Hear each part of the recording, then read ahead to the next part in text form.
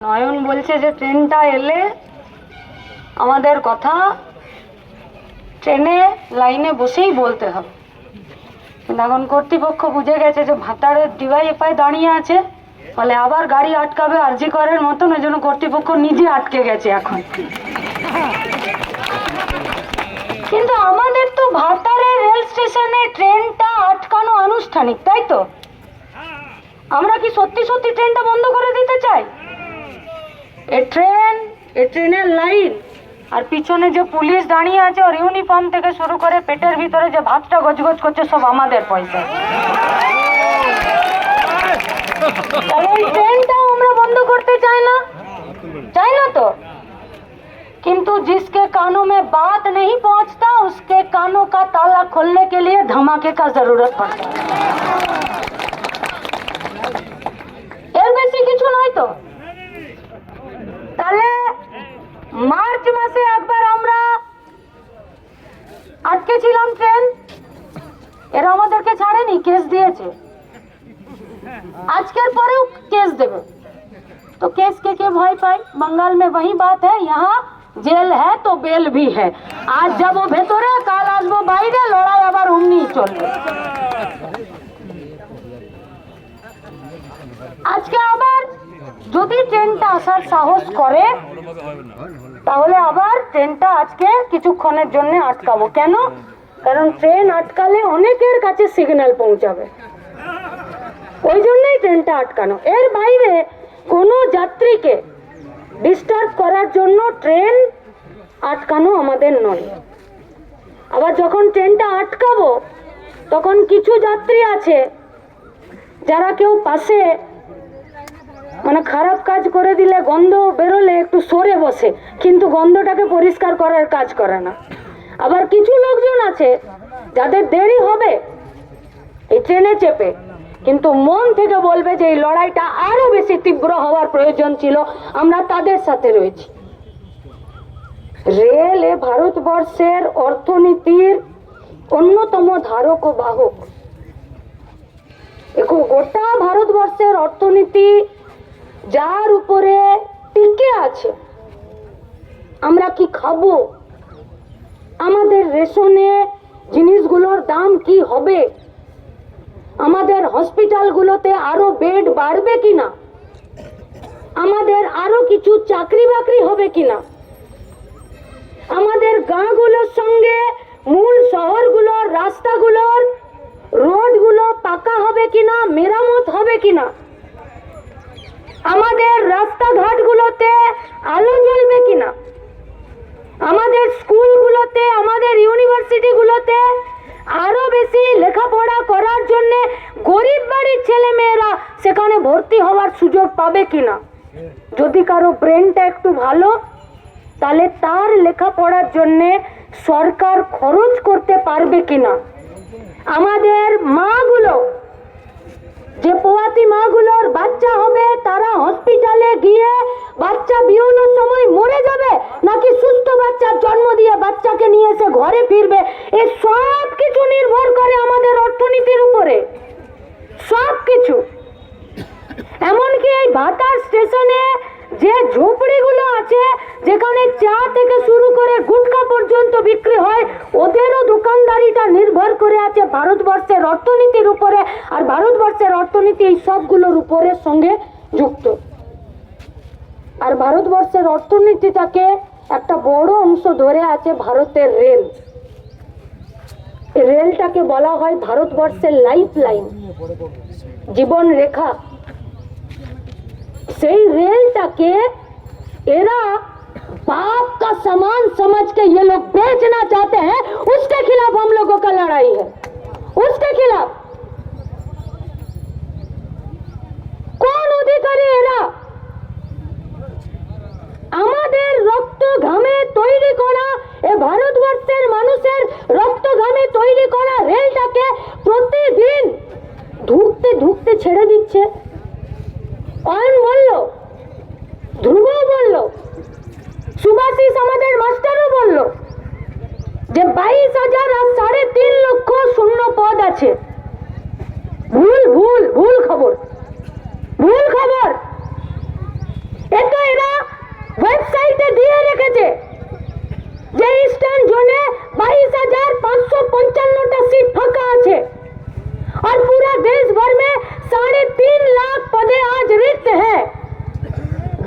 তো কারো গায়ে লেখা থাকে না, কাজে প্রমাণ হয় যে কে কতটা বেহায়া। আজকে রেলের মন্ত্রীরা নিজেরা বেহায়া হয়েছে আর নিজেদের ওয়েবসাইটে মিথ্যে কথা বলছে, আধা সত্যি কথা বলছে যে ইস্টার্ন রেলওয়েতে 22,555টা সিট ফাঁকা আছে। মিথ্যে কথা।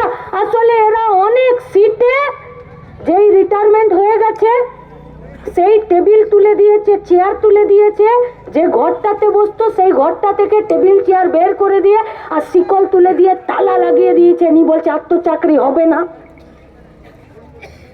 আইন করেছিল দেশের সরকার, इस भारतवर्ष की सरकार कि रेलवे का पदे रिक्त ज्यादा देर तक नहीं रखा जाएगा, ज्यादा दिन तक वैकेंसी रखा नहीं जाएगा। क्यों? क्योंकि रेलवे चलता है मैनेजमेंट, सेफ्टी, सिक्योरिटी और কর্মসংস্কৃতির উপরে। তাই এখানে শূন্য পদ থাকা মানে অ্যাক্সিডেন্ট বেড়ে যাওয়া, এখানে শূন্য পদ থাকা মানে রেলের প্রতি মানুষের ভরসা চলে যাওয়া, আর রেলের প্রতি মানুষের ভরসা চলে যাওয়ার মানে হলো দেশের অর্থনীতি দুর্বল হয়ে যাওয়া। তাই রেলের শূন্য পদ বেশি দিন ফাঁকা রাখা যাবে না। দেশের সরকার, সাধারণ মানুষ, রেলে কাজ করার কর্মচারীরা একত্রে ঠিক করেছিল যে যদি প্রত্যেক দিন বিজ্ঞানের প্রযুক্তির উন্নতি ঘটছে, প্রত্যেকটা দিন আমরা এগোচ্ছি, তাহলে সময়ের নিয়মে যদি এরকম কোনোদিন হয় যে কোনো একটা চাকরিতে আর এখানে লোক নিয়োগ করার প্রয়োজন নেই, তাহলে একটা নির্দিষ্ট সময় পর্যন্ত আমরা দেখব, তারপরে সেই পদটা স্যারেন্ডার করে দেব, ওই পদে আর কোনোদিন নিযুক্তি আর হবে না। এটা তো ভালো নিয়ম ছিল। শুধুমাত্র ভাতার স্টেশনে রেলটাকে পুলিশের সঙ্গে ধস্তাধস্তি করে একটা ট্রেন আটকাতে আমরা আসিনি। গোটা দেশের সরকার কি করে রেলটাকে মানুষের গলার ফাঁসে পরিণত করে দিচ্ছে সেই কথাটা আপনাদের সাথে বলতে এসেছিলাম, যাতে আজকে 4:40-এর জন্য অপেক্ষা করে আছি আর কোনোদিন ওরা অপেক্ষা করে থাকবে আমরা কবে লাইন থেকে উঠে দাঁড়াবো আর ওরা ওদের ট্রেনটা চালাতে পারবে। ভারতবর্ষের কর্মসংস্থানের চাকরির জন্য লড়াইটা প্রতিদিন কঠিন হচ্ছে। ভারতবর্ষটাকে বাঁচানোর লড়াইটা প্রতিদিন কঠিন হচ্ছে। ভারতবর্ষের গরিব মানুষ যারা 5 টাকা 10 টাকা দিয়ে ট্রেনে যাতায়াত করে তাদের জীবন যন্ত্রণাটা প্রতিদিন বাড়ছে। আর যে যন্ত্রণাটা কঠিন হয়, যে লড়াইটা কঠিন হয়, সেই লড়াইটা লড়তে গেলে বুকের পাটা লাগে, আর সেই পাটার সাহস আর মেজাজ দেখিয়েছে পূর্ব বর্ধমানের ডিওয়াইএফআই। তাই ওরা ভয় পাচ্ছে, আর ওদের বুকের ভয়টা যাতে প্রতিদিন বাড়ে তার ব্যবস্থা পূর্ব বর্ধমানকে করতে হবে। আর যে নিয়মটা করেছিল দেশের সরকার, রেলের ইউনিয়ন আর সাধারণ মানুষ মিলে আজকে সেই নিয়মটার আড়ালে রেখে প্রতিদিন রেলে শূন্য পদ হচ্ছে, আর দিনের পর দিন সেই শূন্য পদে কাউকে তারা চাকরি দিচ্ছে না। আর একটা নির্দিষ্ট সময় পর আইনের বই খুলে দেখাচ্ছে, বলছে দেখো এতদিন তো হয়ে গেল, এই পদে তো আর চাকরি কাউকে দেওয়া যায়নি, তাহলে এই পদটা আজ থেকে তুলে দিলাম, এখানে আর চাকরি হবে না।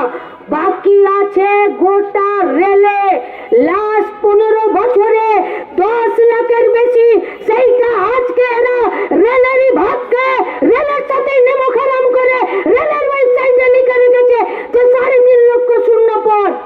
তাই যারা আজকে পুলিশ, যারা আজকে স্টেশন ম্যানেজার দাঁড়িয়ে আছেন, তাদের সাথে আমাদের কথা একটাই, যে আমাদের দাবিটা আর গরিব মানুষের যন্ত্রণাটা, রেলের উপরে ভরসাটা আপনাদেরকে জানাতে এসেছি।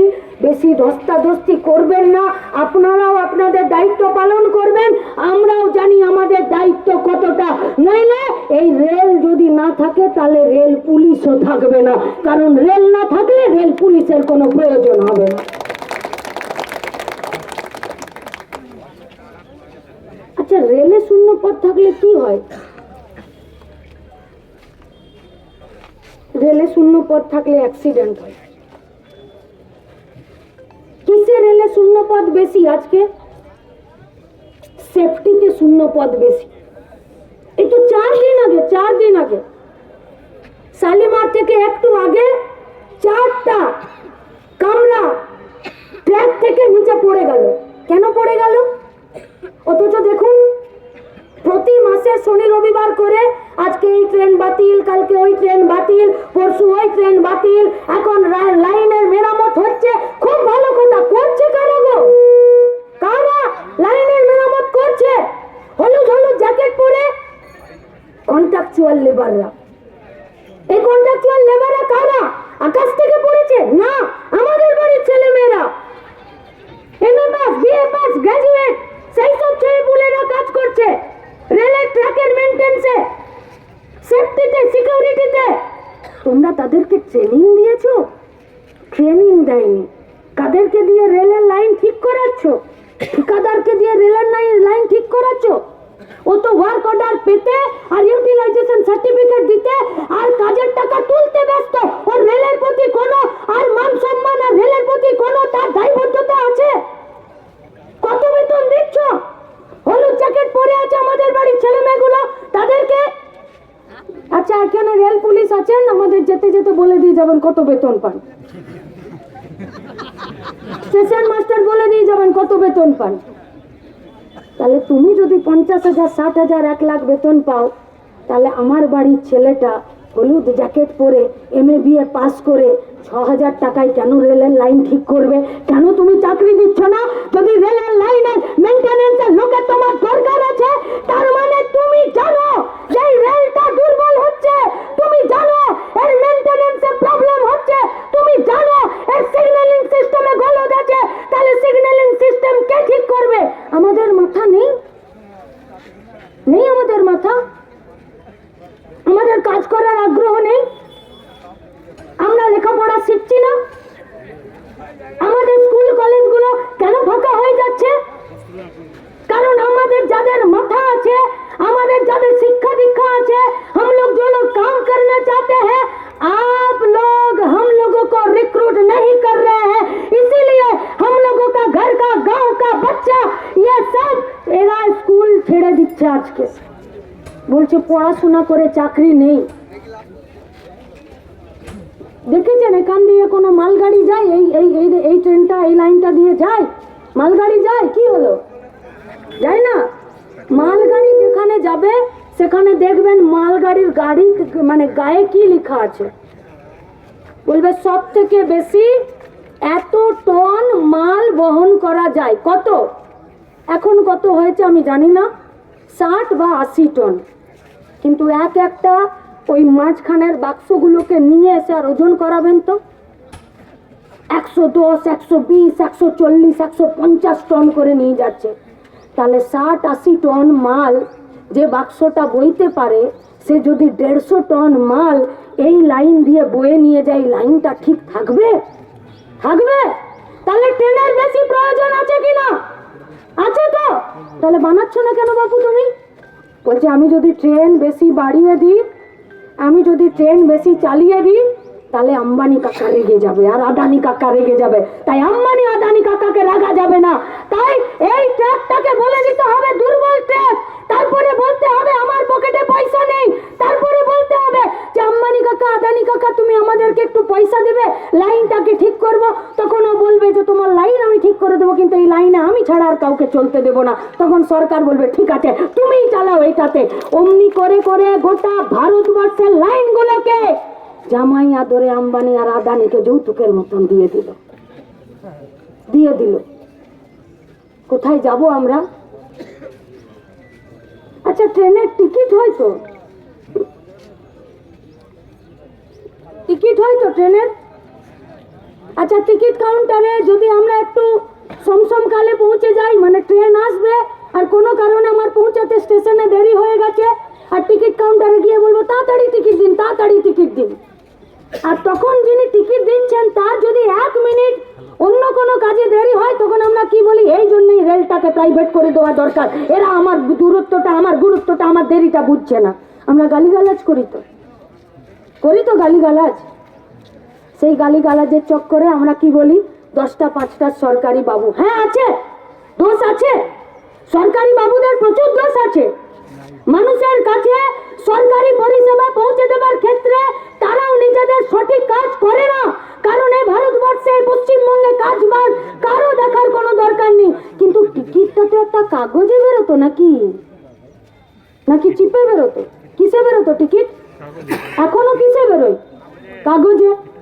তাহলে রেলের কাগজ তো পাড়ার দোকান থেকে রিম রিম কিনে নিয়ে যায় না, নিয়ে যায় নাকি? তাহলে রেলের তো নিজস্ব ইনফ্রাস্ট্রাকচার পরিকাঠামো আছে, যেখানে টিকিট, যেখানে রেলের আরো 5টা কাগজ, যেখানে সেখানকার জন্য যে আমাদের রিজার্ভেশনের হয়, লিস্ট হয়, এই সব কিছু নিয়ে এই গোটা ভারতবর্ষে 14টা রেলের প্রেস ছিল।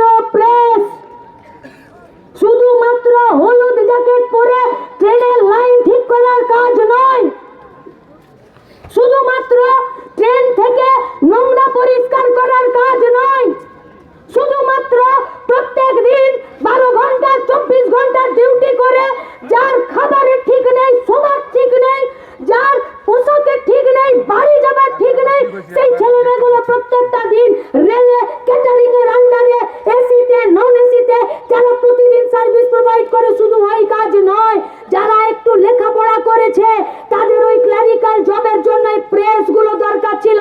ভারতবর্ষ का मोदी का गवर्नमेंट 2014 के बाद 14টা প্রেসের মধ্যে 9টা প্রেসে তালা দিয়ে দিয়েছে।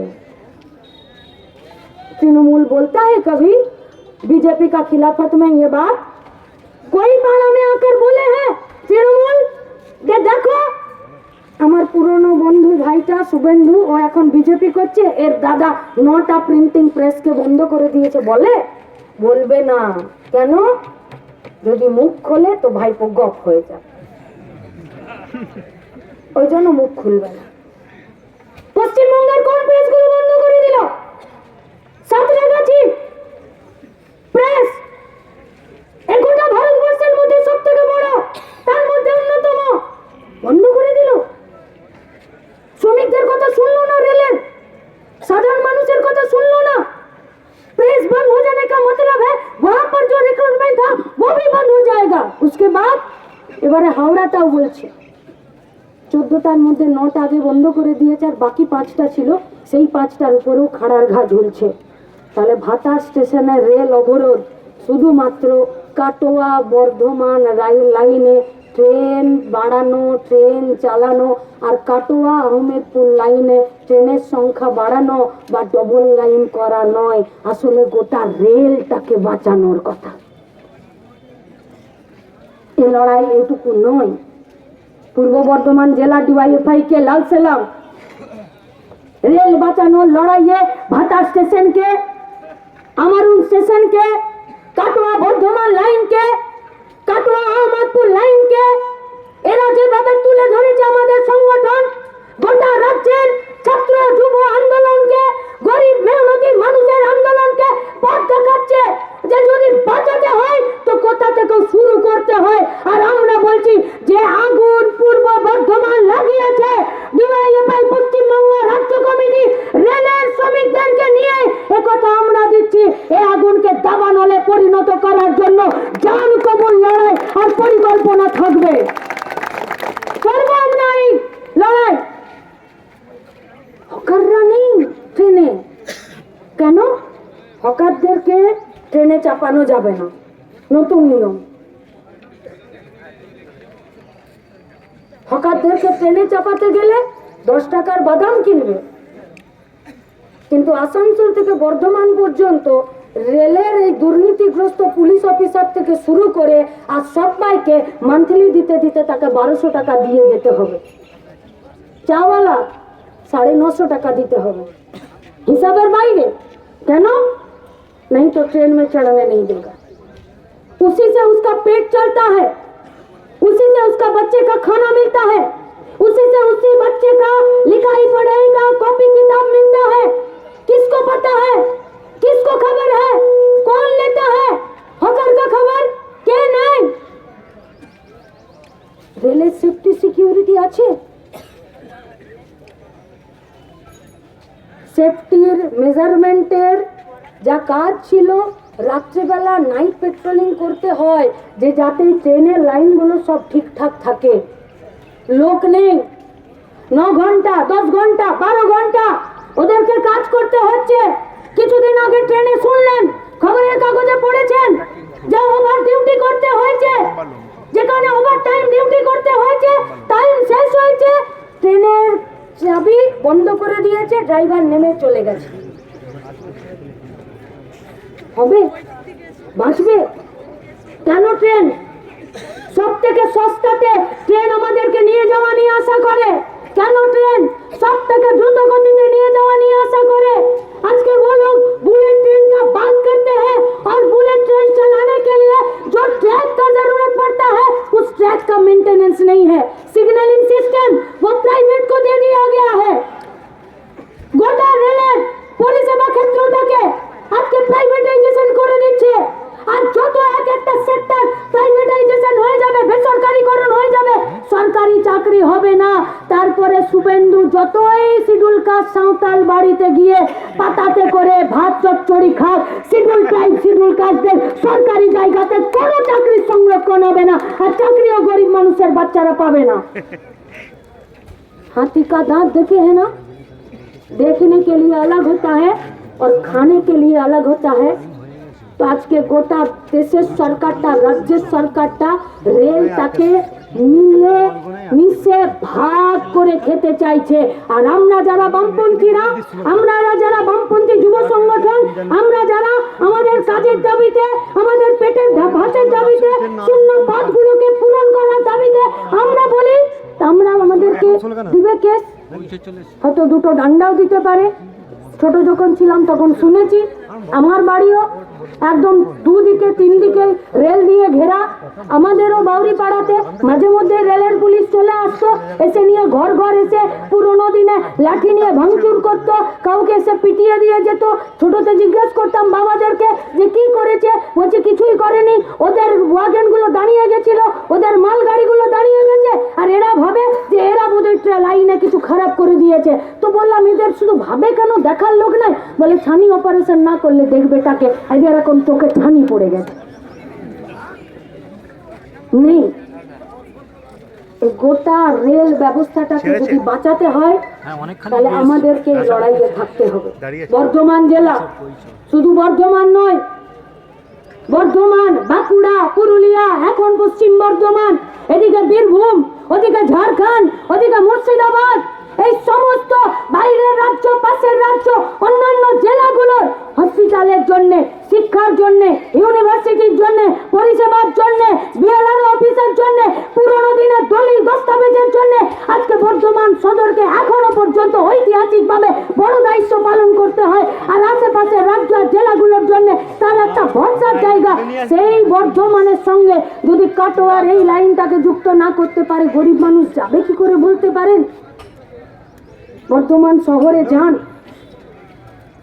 কাটোয়া থেকে, আহমেদপুর থেকে, এই সমস্ত জায়গাগুলো, বীরভূম থেকে, মুর্শিদাবাদ থেকে গরিব মানুষ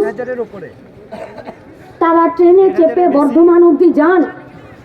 5 টাকার টিকিট, 10 টাকার টিকিট, 3 বাটি টিফিনে একটু পান্তা ভাত বা একটু ডাল ভাত বা একটু পেঁয়াজ লঙ্কা ভাত নিয়ে বর্ধমান স্টেশনে ভোরবেলা নামে। আদিবাসী পরিবারের আমাদের মায়েরা, দিদিরা একটা শাড়ির উপরে একটা বেটা ছেলের শার্ট পরে নেয়, আর একটা গামছা নেয়, একটু মুড়ি একটু তেলে ভাজা একটা ঝোলিতে রাখে, একটা বড় পেপসি কোকা কোলার বোতলে মানুষ যেগুলো ফেলে দেয় সেইটাতে নোংরা তেল চিটে ঢাকনাটাতে হাত দিতে দিতে ঢাকনাটা কালো হয়ে গেছে, সেই বোতলে একটা জল ভরে রাখে। পায়ে একটা পুরনো হাওয়াই চটি, পাগুলো ফেটে গেছে, কেউ জামা পরেছে, কেউ চুল আঁচড়েছে, কারো চুলে মাথায় তেল নেই। তারা আজকে গোটা বর্ধমান স্টেশনে গিয়ে দাঁড়িয়ে থাকে একটা কাজের জন্য। 10 টাকার টিকিট, 5 টাকার টিকিট নিয়ে বর্ধমান স্টেশনে দাঁড়িয়ে থাকে। যত বেলা বাড়ে টিফিনের খাবার তত কমে, আর যত বেলা বাড়ে তত কাজ পাওয়ার আশাটা চলে যায়, আর যত বেলা বাড়ে তত কাজের দামটাও কমে যায়। আর সকালবেলা একটা ট্রেন, ওই ট্রেন যদি না পায় কিসে করে যাবে বর্ধমানে কাজ পেতে? শুধু এটা বর্ধমানের চিত্র নয়, গোটা পশ্চিমবঙ্গের একদম সুন্দরবনের জায়গা থেকে, বীরভূম জঙ্গলমহল জায়গা থেকে যারা কলকাতা, শিয়ালদা, হাওড়া, বর্ধমান মূল শহরগুলোতে যায়, আজকে তারাই রেলের উপরে নির্ভর করে। কেউ লোকের বাড়িতে কাজ করে, কেউ আয়া সেন্টারে কাজ করে, কেউ সিকিউরিটি গার্ডে 12 ঘন্টার কাজ করে, 10,000 টাকা, 8,000 টাকা, 9,000 টাকা বেতনে। আজকে যদি তাদেরকে পেট্রোল ডিজেলের জন্য সব থেকে বেশি খরচ যদি গণপরিবহনে ব্যবহার করতে হয়, কোথায় যাবে বলতে পেরেছেন? তাহলে তো ভাই কিছু করার নেই।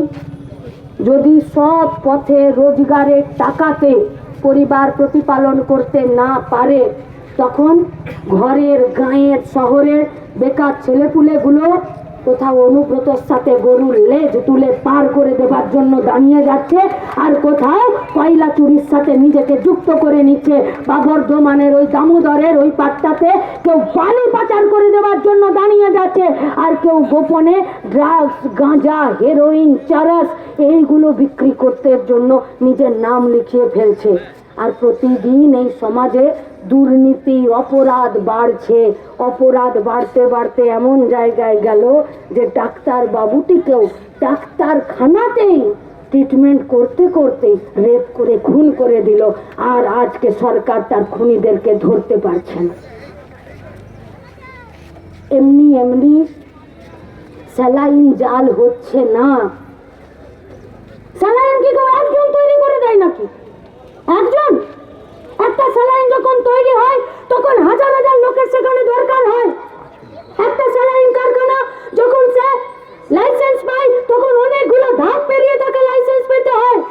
একটা স্যালাইন তৈরি হওয়ার পর বাজারে ওষুধের দোকানে যখন যায় তখন তাকে অনেকগুলো কোয়ালিটি চেকিং এর মুখোমুখি হতে হয়। এই এতগুলো জায়গাতে অনেক লোক থাকে, লোক যারা চাকরি করে, যারা কাজ করে।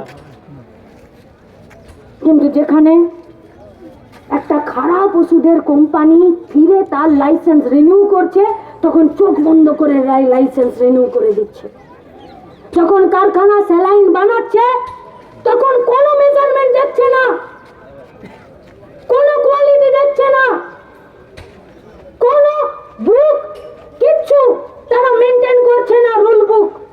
এমনি এমনি উপায় নেই, হয় দুর্নীতির কাছে মাথা নত করতে বাধ্য হচ্ছে, নইলে দুর্নীতির বিরুদ্ধে কথা বলতে গেলে তাকে ওই ডাক্তারের মতন মরে যেতে হচ্ছে। তারপরে সেটা কোয়ালিটি চেকিং এ যাচ্ছে। যাবো আমরা কালকে ডিওয়াইএফআই, পশ্চিমবঙ্গ রাজ্য কমিটি, এসএফআই, মহিলা সমিতি, বস্তি সবাই মিলে এই কেন্দ্র সরকারের ড্রাগ কন্ট্রোলার অফিসে যে ওষুধ তো যে কেউ বানাতে পারে, थप्पा कौन दिया? पहले आपको ये बोलना पड़ेगा कि 20 सलाइन है, नकल सलाइन है, जाल सलाइन है, मोहर के लगाले। যে কোয়ালিটি চেকিং সেন্টারে মোহর লাগানো হয় সেখানেও 45টা শূন্য পদ। অথচ পশ্চিমবঙ্গের বেকার ছেলেরা কেউ সুইসাইড করছে, কেউ ঘুষ দিয়ে চাকরি পাবার চেষ্টা করছে, আর কেউ বাইরের রাজ্যে পরিযায়ী শ্রমিক হয়ে চলে যাচ্ছে। আপনি আজকে আমাদের সভাতে ওখানে বসবেন নাকি দূরে দাঁড়িয়ে থাকবেন, আপনার সিদ্ধান্ত।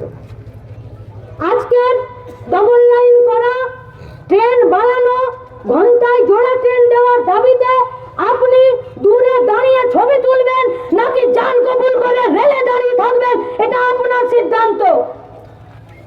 আজকে রেল অবরোধে পুলিশের সঙ্গে ধস্তাধস্তি হবে না, 5টা কেস হবে, সেটা ভেবে যারা দূরে দাঁড়িয়ে থাকবেন নাকি ভিড়ে যাবেন সেটা আপনাদের দায়িত্ব, আপনাদের সিদ্ধান্ত, আপনাদের চিন্তা ভাবনা। কিন্তু যাই করুন, জাল স্যালাইন, ট্রেনের টিকিটের ভাড়া দাম বৃদ্ধি, আর খুন, ধর্ষণ, জখমের রাজনীতি থেকে বাড়িতে ঘরে দরজা জানলা বন্ধ করে তালা দিয়ে থাকলেও আর বাঁচতে পারবেন না। কারণ গোটা পশ্চিমবঙ্গটাকে দেশের সরকার, রাজ্যের সরকার মিলে আজকে অপরাধ প্রবণ তৈরি করেছে। তাই আপনাদের কাছে আমাদের আবেদন, আসুন বদলানোর চেষ্টা করি। অনেকক্ষণ ভাষণ দিয়েছি, শুধু আপনাদের কাছে একটা প্রশ্ন করতে চাইছি, যদি আমাদের কথার সাথে আপনাদের জীবনের অভিজ্ঞতা মেলে তাহলে রাগ হচ্ছে কি? রাগ হচ্ছে না? যদি রাগ না হয় তাহলে বদল করতে পারবেন না। রাগতে হবে, রাগ করতে হবে। কিসের উপরে রাগ করবেন নিজেরা ঠিক করুন। আমাদের উপরে নাকি যারা রেলটাকে বেঁচে দিচ্ছে, ট্রেন চালাতে চাইছে না, গোটা সেফটিটাকে নষ্ট করে দিচ্ছে তার উপরে? আর যদি রাগ হয় তাহলে লড়াই করার জেদ তৈরি হবে। আর লড়াই করার জেদ যদি তৈরি হয় তাহলে আজ নয়তো কাল এই লাইনে ট্রেনের সংখ্যা বাড়িয়ে ছাড়বে ডিওয়াইএফআই, কথা দিচ্ছে আপনাদেরকে। আর ডিওয়াইএফআই কথার খেলাপ করতে জানে না। ইনকলাব জিন্দাবাদ।